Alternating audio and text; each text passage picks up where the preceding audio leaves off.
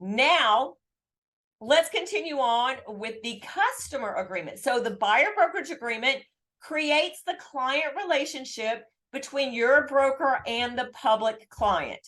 By default, here in Georgia, a public person working with your broker is a customer, agent point of practice. I highly suggest, and at maximum one, it is our brokerage policy that our agents get a customer agreement signed by their buyer. I highly suggest that for any agent, but don't go against what your broker says, to describe the relationship that your buyer has with your broker. So and I've discussed that in a lot of other videos.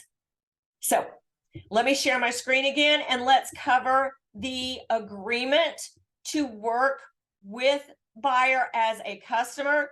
This is Georgia Association of Realtors, GAR, Form F116. And prior to this mid-year revision, again, July, I don't know if I have it circled, July 1st, 2024, there was no compensation agreement in this document. And if you've watched my previous videos or taken my classes, I made a bet that GAR would include this in the mid-year revision. And it's nice to get confirmation that I was right. But it's pretty obvious based on the NAR settlement. So agreement to work with buyer as customer. Same thing in the document regarding buyers. Instead of talking about broker generically, they did specify it to buyer's broker. And what I have underlined in paragraph 1 is not new. I just wanted to highlight that while I'm here, the difference between a buyer working with a broker as a customer versus agreeing to be their client, the broker's client. Agreement to work with buyer as customer. Buyer hereby agrees to work with broker locating real property to purchase suitable to buyer's needs. The broker shall not be representing buyer as a client, but shall only be working with buyer as a customer. Cannot represent or advise buyer in brokerage matters, as they would be able to do representing the buyer, but can only perform ministerial acts on behalf of the buyer. Based on Georgia law, buyer or broker can terminate. That's what describes the, in order for a buyer to be a client of your broker, Georgia law states it must be by written agreement. Goes on to say that buyer or broker can terminate this agreement at any time upon written or electronic notice to the other party. Then, this paragraph, customer acknowledgement regarding commission to broker. Broker will have the right to share in the commission being paid to the seller's broker on any property purchased by buyer if broker is procuring cause of sale, or if broker would have been the procuring cause but for the customer's abandonment of broker. I think there are a couple of typographical errors in this paragraph that GAR will correct. Number one, they are more than likely going to change commission to compensation. And additionally, this should say buyer's broker. So what it most likely will read is customer acknowledgement regarding compensation of broker. Broker, and that's probably going to say buyer's broker, will have the right to share the compensation being paid to the buyer's broker. Again, a couple of typos that will most likely be changed. And then this compensation section, brand new in the buyer-customer agreement, exact same verbiage that we just covered in the buyer brokerage agreement. Compensation for professional services to broker. Compensation to brokers is negotiable and is not set by state law. However, this does not obligate individual licensees and brokerage firms to necessarily negotiate their compensation. And then it goes on, as we've just gone over, compensation to buyer's broker, that the buyer agrees to pay buyer's broker the compensation set forth below. Optional compensation from the seller or seller's broker, buyer approves or disapproves. Agents, don't leave that blank. More than likely, you're probably going to have approved that the buyer does approve the buyer's broker to receive compensation from the seller or the seller's broker. And if the buyer does approve of that, the maximum amount the buyer's broker may receive from the seller's broker is as follows. And any compensation the buyer's broker receives from the seller's side offsets or reduces the buyer's obligation, compensation obligation dollar for dollar, does not, or special exceptions. Again, exact same paragraph as in the buyer brokerage agreement.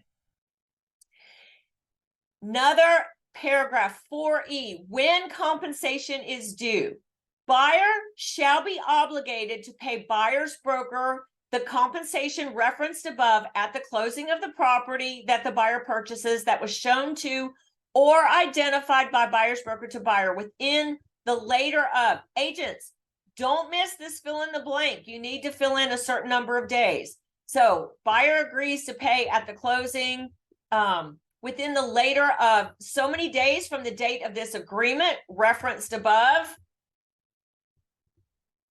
which is this date. So this date is very important. Don't leave that blank. Reference above, or the last date the buyer's broker showed any property to the buyer. Notwithstanding the above, this section shall not apply if the buyer enters into an exclusive buyer brokerage agreement with another broker. And then limits on broker's liability. Buyer acknowledges. This is the same verbiage that we have seen in a lot of our other forms from GAR.